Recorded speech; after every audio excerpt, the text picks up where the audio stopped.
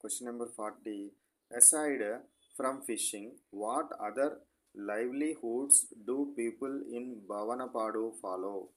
So ఏం చేస్తున్నారు వీళ్ళు? చేపల వేటే కాకుండా భావనపాడు ప్రజలు చేసే ఇతర వృత్తులు అగ్రికల్చర్ అండ్ ఎనిమల్ హస్బెండరీ.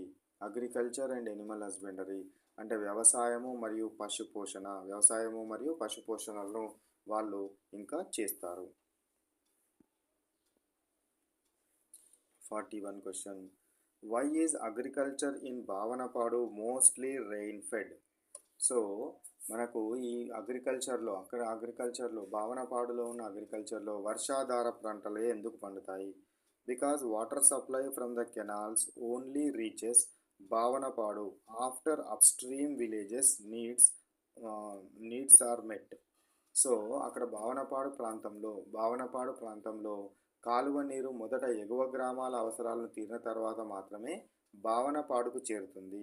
కాబట్టి భావనపాడు లోపల ఈ యొక్క కాలువ నీరు తక్కువగా వస్తుంది కాబట్టి ఎక్కువగా వర్షం పైనే వాళ్ళు ఆధారపడడం జరుగుతుంది. 42. Question number 42. What kind of soil is found in Bhavanapadu? భావనపాడులో ఏ రకమైన సాయిల్ని ఎక్కువగా కనబడుతుంది? Answer mainly loamy soil. Loamy soil అంటే ఏంది? ఒండ్రు రేగడిని కలిసిన నేలలు, ఒండ్రు మరియు రేగడి కలిసిన నేలలు, నల్ల నేలలు అనేది ఎక్కువగా ఉండడం జరుగుతుంది.